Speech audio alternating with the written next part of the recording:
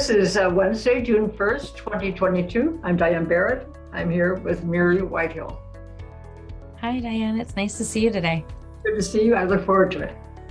Me And too. I wanted to, we have a new thing going to, I know you've done your consent, but I wanted to assure everyone that we have a verbal consent for your participation in this. Yeah, I actually have it signed, ready for you to send in the mail today. Okay, Yeah. thank you. Good.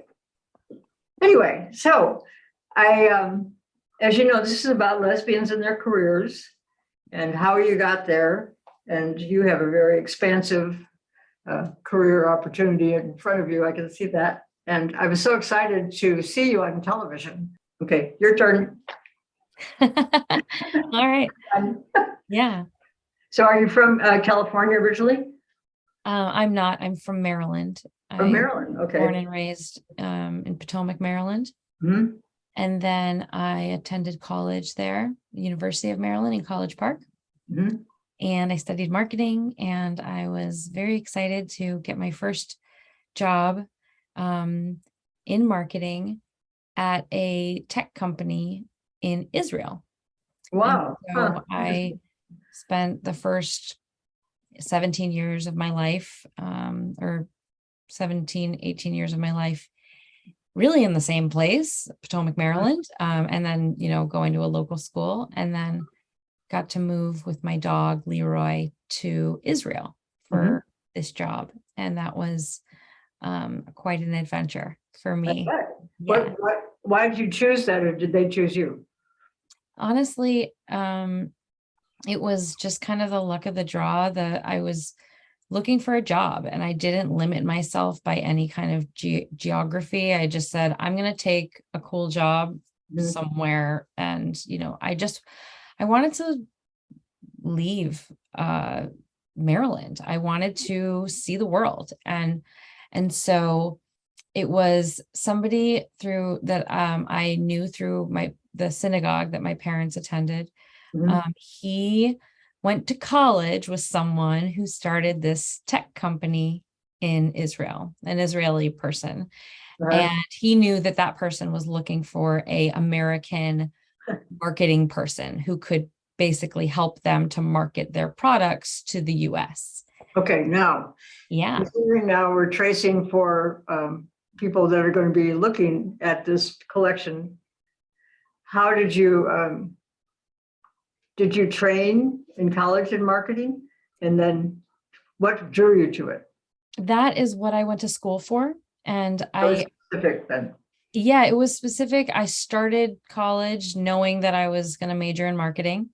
Um, and I just felt like that was an area where I could really kind of use this various skill set that I had, which is like understanding like people, and Mhm. like that really interests me.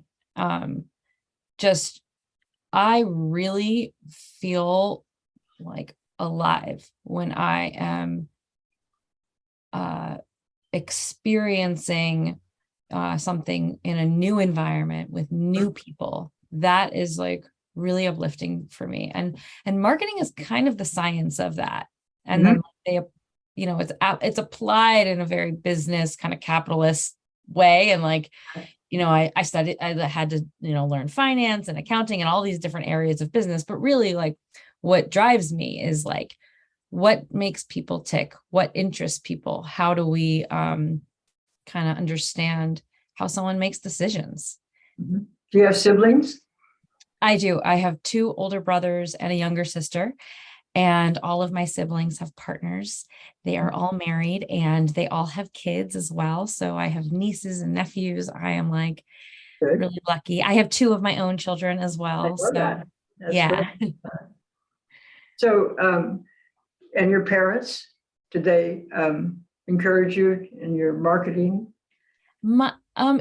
Yes, my parents kind of noticed and complimented throughout my childhood of things that I did that made me unique, as far as like, you notice things, especially, in a household with four kids, and, there's 3 years between each of us, like, and so my parents were very consistent about their baby having. It was every 3 years, really on the dot. Very good, right?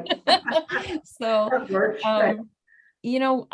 I definitely grew up feeling like I was strong socially, that I had the ability to talk to people, which Mhm. is like, that's something that can be really scary for someone. And I think for my Right. siblings, even like some of them, now, all of us are adults and we've come out of our shells and stuff. But, I, from a very young age, was somebody that would walk up to a stranger at a party and be like, "Hey, my name is Mary. Will you dance with me?" And like, that's just who I am. And I get to do that like now every day in my work, which we'll Every day, get every to. minute, right? That's really what it's all about for me. So how is your name is interesting, Mary? Do people say Mary instead of, Absolutely. Yeah. oh, Especially here in the US, Mary is typically how people get it wrong, which is funny because like my name is literally on the t-shirt or it's on the hoodie. And then my email address is obviously Mary@Mary'sList.org, but I still get lots of emails to Dear Mary. And also I think autocorrect with, right, phones and right, stuff. There's a lot of that, but in Israel, Miri is a very common name. And so people got it right in right. Israel. I was, somebody with a common name, which has never been my Your situation experience. here. Yeah. And I worked at Starbucks also before the days that they were writing people's names on cups. It was like there was this other kind of like written language of how to write someone's drink. Oh, I didn't know But that. but my name has been kind of misshapen in Oh, all of its formats. Yeah. right. Are there any other gays in your family that you know about? In my extended family, yes. In my immediate family, my partner would say, "You're the Mo. I'm the Mo," Right. and I am, I have a very big family, so like tons of cousins and aunts and uncles, and I am not the only queer person in the family. We have trans people in my family. We have just because there's so many of us, Mhm. they just kind of we have it all. And we even we have two sets of twins in my like immediate generation. Right. And my family is so loving, like just That's good. big and super loving. And I'm so lucky. We're also all over the country. So like pretty Mhm. much anywhere I travel, I have like a cousin that I can go stay with, or an aunt or an uncle, or even like a distant relative. When I was a kid, I came out to Los Angeles to visit, and Mhm. I stayed with this family that to us it's just cousins, but actually I think they're like second cousins twice removed or something. It's like very, very distant, but like even they are like connected, and we're a very connected So family. then how did you get into your business that you're in now? You came back from Israel. Yes. So Did you marry there? Did you Hmm? get married in Israel? No, well, I did. Yes, I did, but not then. I ended up taking a job at a company in Los Angeles. And that was after living in Israel for about 4 years. Mhm. And at the time, I was dating someone. That person later became my husband. Mhm. Um, He was living in Los Angeles with you? no, we were living in Tel Aviv. Oh, so, We met okay. there. He's Israeli, Mhm. where his family is. Um, and at the time he was in school. And so I was like, "Hey, I'm thinking about taking this job in LA. I'm gonna do it. Do you want to move with me?" Mhm. He was in the middle of classes. So I went ahead Came to LA. and I moved, took my whole apartment, put it in a quarter of a shipping container, and I'll see you on the other side. Took like 2 months. Um, and me and my dog, Leroy, went to Los Angeles. And um that's how I got there. Ultimately, my boyfriend came to LA. We ended up getting engaged. We got married in the US, and then we went to Israel and we did another wedding with his family. Really, how nice, huh? Uh yeah, you just gotta sometimes you just gotta do the whole thing again. That's Um right. So Married 3 times. Marge, my partner says, we've been married 3 times to the same woman. So there you go. so like, Yours is a little different. I mean, okay, so we had like a legal marriage, and then we had like a gathering for our family, and that's 2. And then we had this wedding in Israel. So it was also 3. So your children are end product of your marriage, right? Yes. So we made 2 great kids together, That's good. who we co-parent now. So you still see them?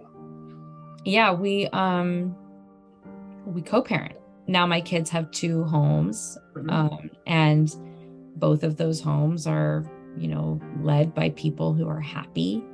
And that is so important, to see examples of adults that are happy and living fulfilling lives and aren't sad every day. Yeah. Yeah. When were you aware that you're a lesbian, or your sexual preference is a little different than what was being promoted? I mean, I guess I don't love the word preferences, because like, I don't know. I feel like preferences is like, oh, like I prefer a Caesar salad, but I'll have a barbecue chicken salad. Okay. Because it's like, that's what I prefer. But I feel like for me, it's like, it's always been something that has been open and I wondered about. How old were you when you first wondered? I thought myself to be bisexual as a young kid. I don't know, teens, when I say young. But I exclusively dated guys, which I now recognize as I was avoiding intimacy. I refer to myself as being late to gay, because I came out in my 30s. When you start looking at these interviews we've done, this woman came out at 80. So wow. I know. That's amazing. And today's June 1st. It's the first day of Pride Month. I know. So it's the perfect day to do the interview. Right. And she laughs, but she had reasons she wasn't out, but she was never out. Too late. I know. So there you go, 80. Wow. But your experience is very important to you. And I know everyone's experience is different. I do find, we've interviewed several women who have had children and been in marriages, heterosexual marriages. I'd say mid 40s, 50, people start coming to their own life, so to speak. Yeah. But if I were to pick a time frame, it seems like that's it. Yeah. I think that, like, for me, I remember being really scared that I was wasting my life. Yeah.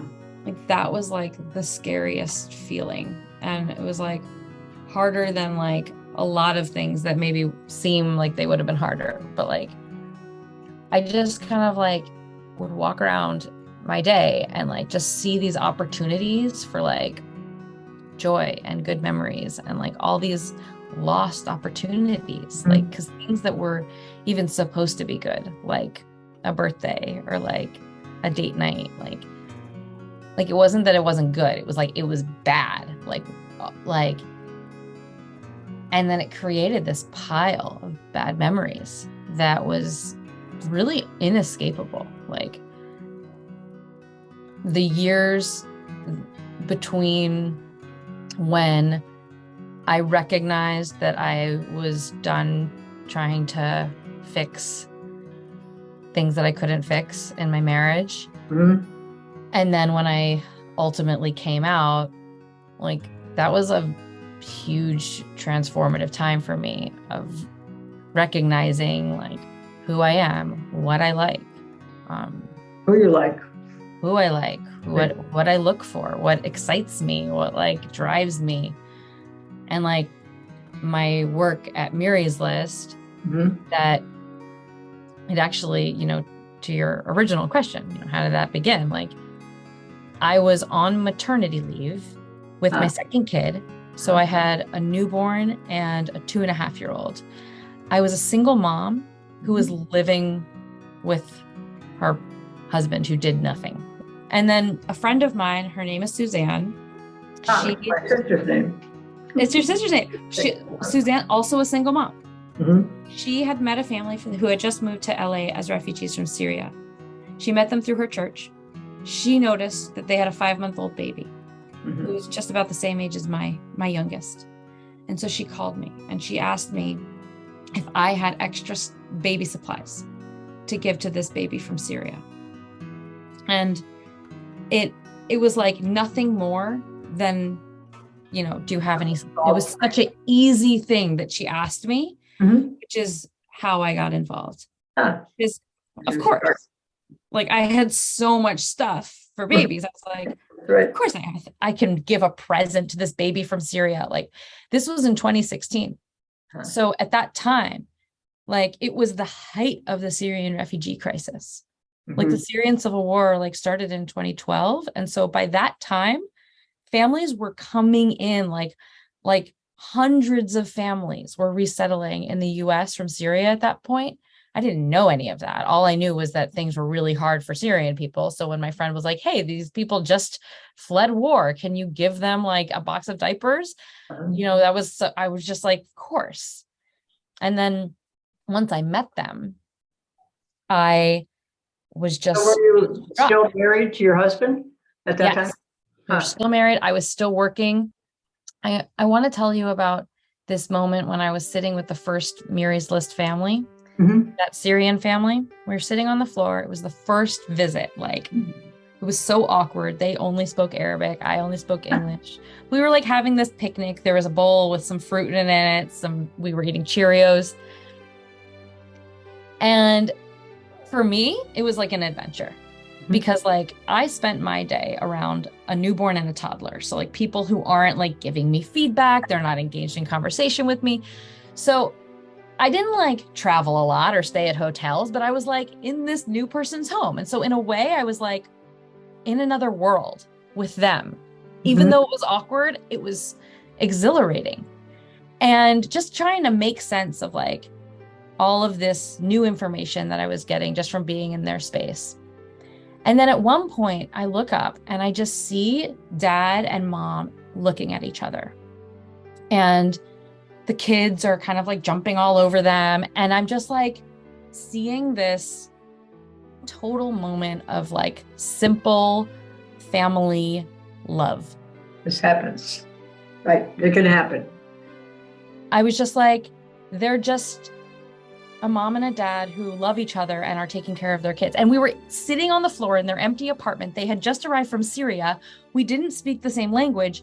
And I was suddenly jealous of what they had because I hadn't like seen that. Right. You had in my house. No, it wasn't there. It made me so uncomfortable. It wasn't there. You can't make it up. You cannot make those things happen. And then once I saw it in them, I was like, I want this. This feeling is what I want as much as possible. And I got so sad. I'm like a little teared up just thinking about it because it was just such an emotional moment for me. I went to the bathroom because I was like, I have to be alone with this level of like feeling real. Because I think I recognized at that moment that I was never going to have that kind of loving gaze ever from this person that I was married to. And I was just like crying in the bathroom. And like at that moment, that's when I was just like looking at myself in the mirror. And in the reflection of the mirror behind me was the towel bar on the wall. And I noticed that there wasn't any towels on the bar. And that is kind of like when my mindset shifted from like, why don't I have love in my life into why doesn't this family have towels? All right. I know where you're going. That was like, that's great. It shifted everything. I went into this mode of like, I'm no longer putting energy into this person who will never give me the kind of love that I need. I'm going to put my energy into where I am seeing and feeling that love. And it was these nice people who I had just met from Syria. And like, I walked outside and I was just like, I'm calling my friend. He speaks Arabic. He can be our interpreter. We have to talk. Like, let's make a list of the things that you need. And that's what we did. That's We great. just like wrote it down in a notebook. And that was 6 years ago. Do you still see them? They live in Northern California now, so I don't, not regularly, but they, you know, them and, you know, the first few families that we worked with were, you know, they're US citizens now also. Like, They all have towels. they have towels, and they can vote. Like, For you, right? I didn't like really understand like how the system works for refugees at that time, but like I've since learned a lot about kind of like how the government's programs work. But like, it's really been a journey, you know, for refugees, but also For you. it's been a journey for me personally. Yeah. I thought I could tell you what captured me when I saw you on TV. One of the things, outside of the fact that I thought you were probably a lesbian. Your gaydar was going off. Yeah. Right. Good, actually, but I've been wrong, as you know. But I thought everyone talks about, oh, ain't it awful? You know, these poor people, they don't have this, they don't have that. But you did something about it. You started with one family who needed towels. You know what I mean? Yeah. And you didn't say, you became proactive. I mean, you were just, you're it. I thought, this is somebody I'd like to know. And I was really pleased that you were happy to interview here. But the main thing is that you weren't complaining, you were doing something. And you saw that you could do something instead of saying, oh, it's so awful, those poor people. Yes, the poor people, but you know, they're going to stay that way unless somebody helps them. Yeah. I mean, it's like everyone can help one family get towels.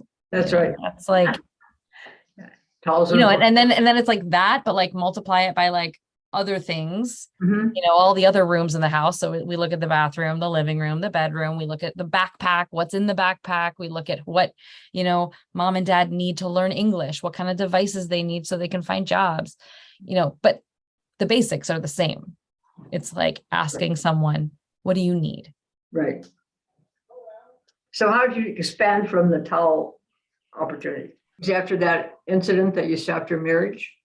Every day that I am in this, I'm wasting another day that could be a day where I am either by myself and feeling happy and fulfilled to be with my children, or potentially make room for actual love in my life, which is like how it played out, by the way. Like, spoiler alert, like I have a lot of love in my life at this point, and I'm in a relationship with somebody who just treats me so well and I love so much. And this person just loves me like in ways that I honestly didn't ever realize that I need to be loved. And that was never going to be possible as long as I was in that relationship.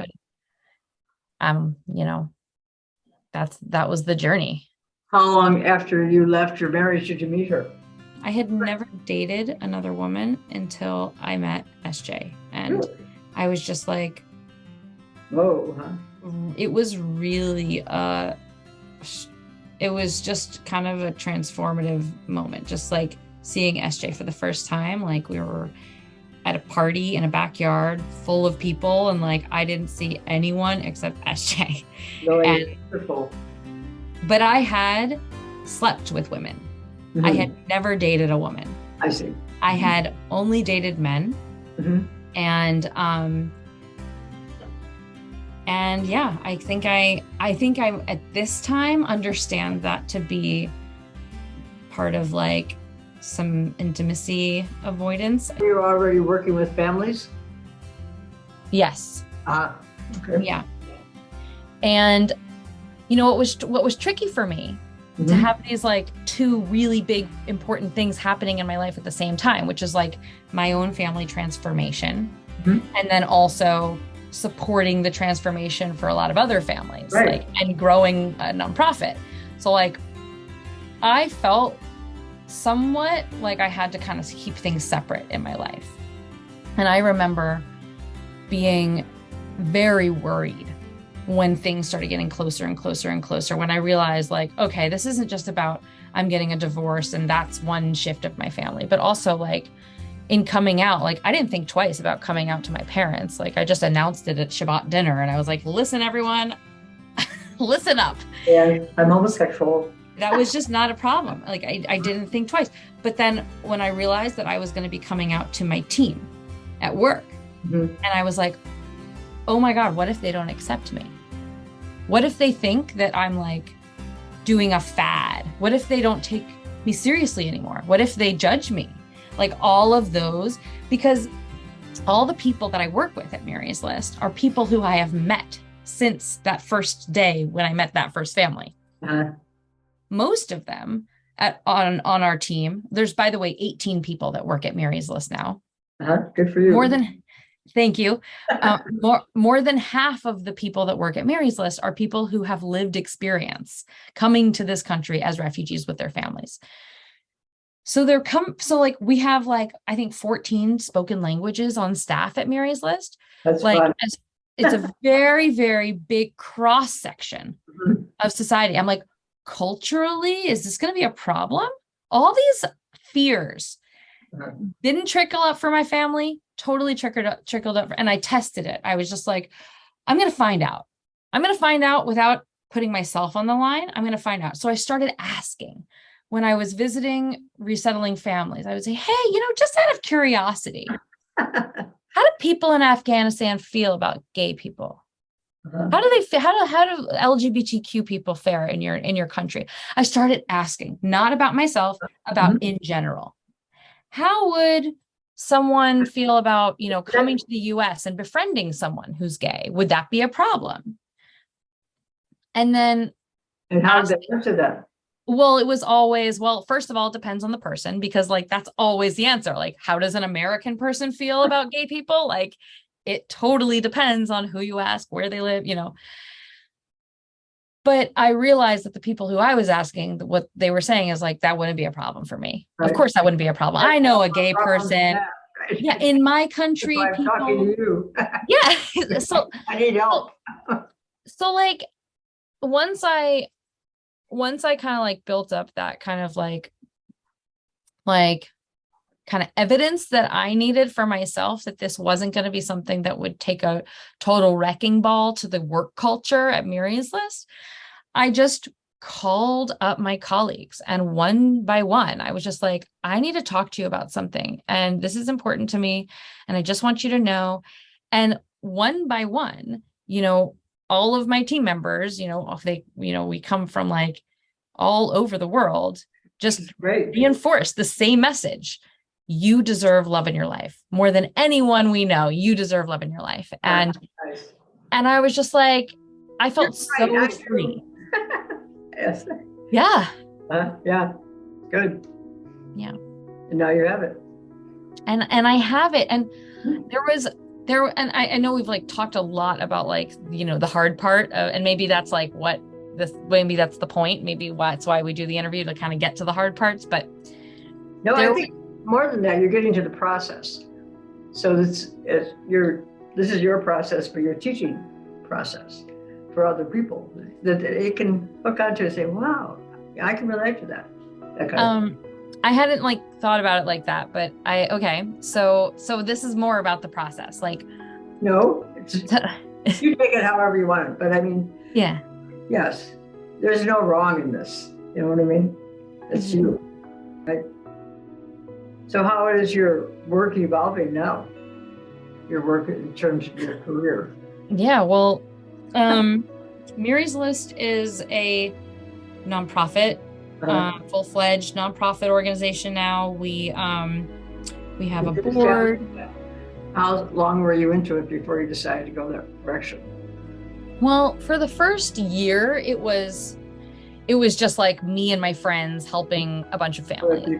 Yeah, it was just kind of like one family a month. And it was just really kind of like the thing that we did in addition to, our other community involvement activities. I was on the board of the Eagle Rock neighborhood group at the time, kind of volunteering to help with community programming. Mhm.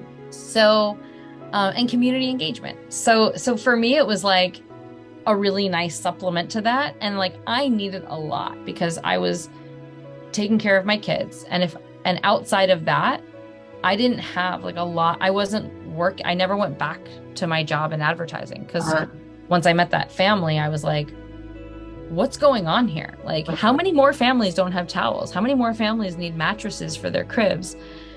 And, what I discovered was that there was a systemic issue at play here, that often refugees come to the United States with permission and invitation from the US government, and they're abandoned in motel rooms or empty apartments. One of the big challenges that Miry's List takes on and we help families get through every day is families starting out in apartments that are not set up to be functional or safe or comfortable for their family. Who gives them the apartment? Do they have to have the rent ready to support the apartment that they have? It's so difficult, honestly. I would think so. In the US Really financial system, having unestablished credit can be worse than having bad credit. And families who are coming to the US, they get new social security numbers. They have no credit. And so in order to get into apartments, you need a cosigner. I have personally been a cosigner for about 10 families since the Afghan evacuation happened last August. But those 10 families are 10 of literally hundreds, and just here in Southern California, who are stuck in motels, because of housing is such a huge issue. But it's nationally an issue as well. It's just particularly hard here because the rents are so expensive. And, the landlords that are willing to rent to families that have no credit and don't have a lot of cash to put down, they tend to be landlords that are not upkeeping the buildings. And that's not true all the time, but there's at least 2 buildings, to my knowledge, in Sacramento alone, that is basically a slum where refugee families are stowed away. They're living in apartments that have kitchenettes, not even full kitchens. Some of them don't have refrigerators. These are moms and dads with little kids. We're one organization that is like noticing and responding, but it's not enough. It needs to be like addressed at a much larger scale. It's not enough for like community organizations to jump in and like me, I'm one individual person. I'm going to like co-sign for one family. Like, why is that the solution? How do we not have a plan for housing all the people that we're inviting over? You don't have a plan for the homeless. I know. And by the way, people who care about folks who are experiencing homelessness, they also care about people who are resettling as refugees. Like there's so much overlap. The challenges are very different in some ways as well, but this is not something that one needs to have experienced, fleeing their country for to imagine, not only what's the problem right now, but like, what's that problem going to look like in 3 years? That's right. Or longer. There's, Avenue 64 and the 110 freeway. Yeah, of course. In Highland Park. The big homeless development that's developed there. They put in a lot of little houses. Yeah. Have you seen it? I have. Yeah. We have one in Eagle Rock as well. Do you? Huh. I didn't see Yeah. it. Tiny houses near the library or Eagle Rock. Huh. I'm sorry, the post office, near the Eagle Rock post office. Okay. Yeah, but it's being destroyed. I went there when it was first being developed just to see what was going on. But the whole freeway is being destroyed. Wow. Because of the needs of the people that living there. It's supported. Probably. It's about supporting. That's right. It's about the services, it's like, it's not enough for there to be 4 walls and a roof. That's right. It has to be and so I guess like that, to answer your question, like what's going on with Miry's List now. So like we do a lot of kind of like in the most rapid response way, filling an apartment with the things that are needed for the family to be safe and comfortable. But then we continue for 12 months. We stick with the family. We provide things like English tutors. It's a kind of full wraparound supportive year. And they're meeting lots of people through our organization, both staff and volunteers. And the goal is to give people a community support system where financial support for this. So it's pretty incredible. The financial support comes mostly from individual people. It's like last year we had like over 10,000 people support Miry's List. And it's a lot of like $10 and $25 a month donations. And, you know, to kind of like, there's a lot of benefits of being an organization that's funded by many. You know, it means we're grassroots. You have to turn people away? As far as families needing support? Right. We cannot keep up with demand. Correct. There are families who need support and we don't have enough capacity. Yeah. We enroll 32 families per month. That's a lot. That's what we can do at our current size. If we will increase that, and by the way, last year it was 25 per month. So we've been able to, we went from 6 to 12 to 25 to now at 32. And if we want to continue to grow that number, we have to, before we increase that number, we have to increase the number of people supporting Miry's List. Because when we offer someone a job, we need to give them security that that job is going to exist in 2 months. And so that's kind of the balance. It's like, it's great to be funded by many, but it's hard to plan when donations are coming in at this kind of trickle. And so, and when I say trickle, I'm like, we had, you know, $87,000 in donations in 1 month in September of 2021. So like, it can be a big trickle, but it's still like, for a business, we're planning 1 year, 2 year, 5 years, 10 years in advance. We don't have an endowment. We don't have like a cash reserve that is being held for, you know, I mean, right now we do have a cash reserve, and it's because we've been able to grow at a rate that is giving families a consistent experience with Miry's List.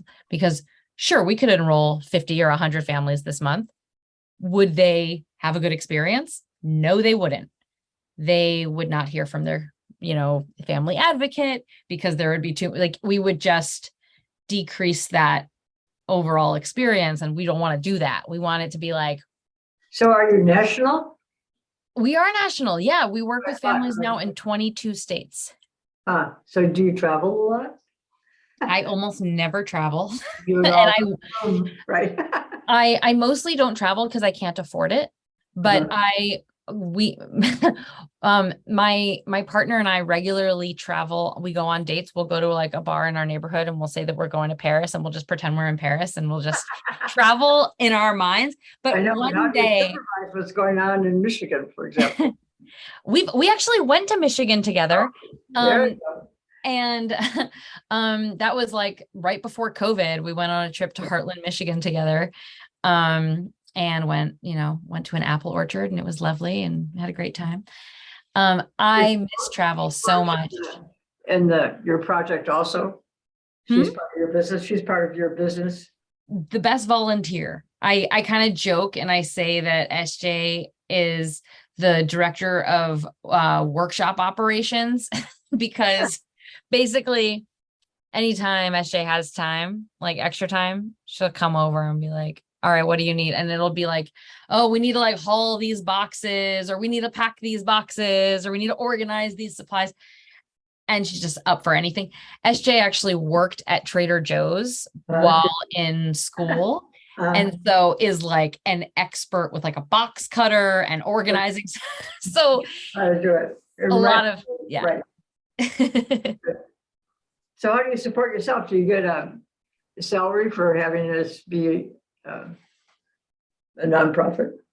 Yeah, so I'm on staff at Miry's List, and we have a kind of unique structure at the organization that we have a flat compensation structure. And so what that means is that there is a full-time salary and a part-time salary, and everyone gets paid the same amount. So the full-time salary at Mary's List is $52,000 a year plus benefits, and that includes health insurance. Great. And other benefits. There's a lot of other benefits, but I won't get into them. And then for part-time, people get paid $32 an hour. And so that's anyone who's working less than 30 hours a week is part-time, and then more than 30 hours a week is considered full-time. And basically what that means is that we have this very unique work culture where like these discussions about compensation are just like things that are out in the open. It's total transparency.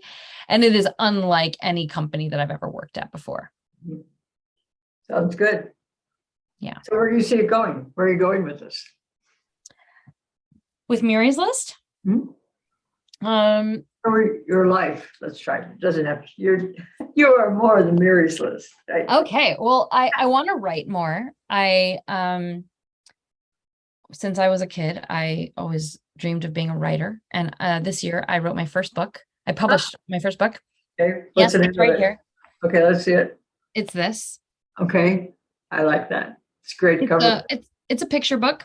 Uh-huh. And it's about welcoming new Great. arrivals. Uh-huh.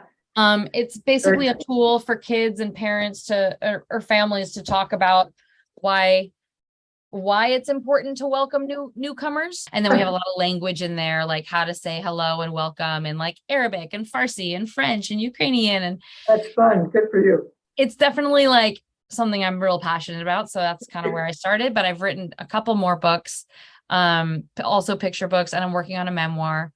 And I'd like to do more of that. I just love to express myself in writing. It's something that I learned, I think, from my grandmother. She's probably my earliest influence of just the importance of writing, especially handwritten things, but writing in general. Right. That's going away, isn't it? Yeah. Yeah, totally. But not for us. We're like so hardcore about handwritten things. Let me just show you. This is my box of mail. We tell people to send us welcome letters, to write welcome letters for families. Do you see? Those are great. You give them to the family when they come? All of these get given to families. That's great. And so this is how we can maintain that human connection, even if it's like in a box. Yeah. Do they get to pick? Say pick 5 from the box? Well, actually, our volunteers. So we have volunteers who are packing these welcome kits for each family. And so the volunteer will talk to the family and, what size diapers do you need? Talk to them about what they need. And then the volunteer will select the welcome cards that will go in the box. And then when the family opens it, they have a kit that is packed just for them. And it has, lots of evidence that there were many participants in the making of that kit. And it's just kind of the way that we welcome someone to the program. It obviously doesn't end there, but it's a really nice kind of first touch.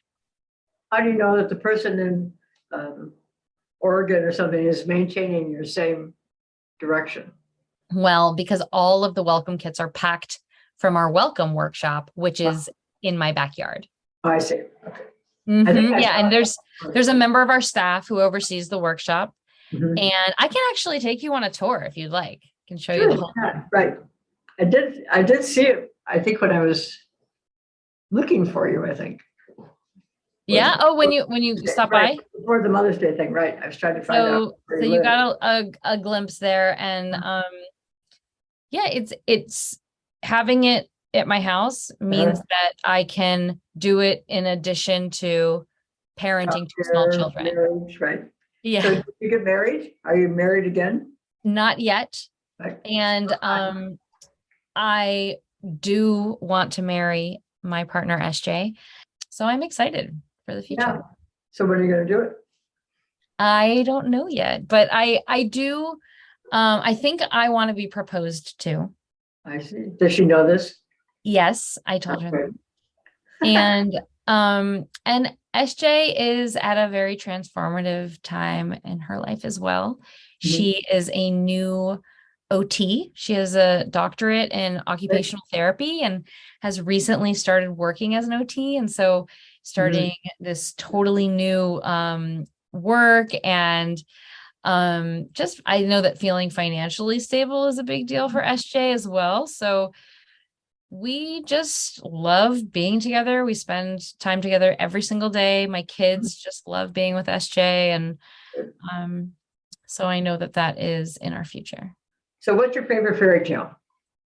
I just love it so much. It's called Won't You Be My Neighbor? Highly recommend for all ages. It's just, there's just so much intelligence, emotional intelligence in the work of Fred Rogers. Yeah. So if you knew that you were going to die in a short time, what would you like to be remembered for?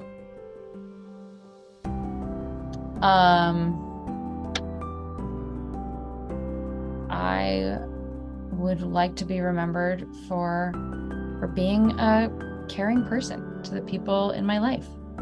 Just want the people who I cross paths with to know that I, really, that they made an impression on me. Mm-hmm. Even people who I know for a short time, not everybody's going to be a lifelong friend or your, closest partner, but. You have a large capacity though for bringing people in. I hold a lot of people in my heart on a regular basis. And I remember things that happened 10 years ago when I was living in Tel Aviv, and a way that my neighbor showed up for me, or somebody, even in a time that just, a moment. And it helps me to do that more, to don't get so caught up in thinking ahead that you don't take care of anything. There's me and SJ, we have this thing that we say to each other sometimes, because there's love and then there's intimacy. And so sometimes when you feel very strongly both for the same person, you can be in one mood, but then caring about them in this way kind of takes you out of that mood. So we have this thing we say, don't care me out of this mood. I'm feeling this way. Don't care me out of it. And I just think that that's we get to be multi-dimensional people. We get to, have a life that is something that we determine. We don't have to do things the same way just because someone taught us how to do it, or that's, our pattern. And yeah, there's a lot of freedom in that. Mm-hmm. A lot. So I want to thank you and stay in touch with me. Okay. Yeah. So thank you.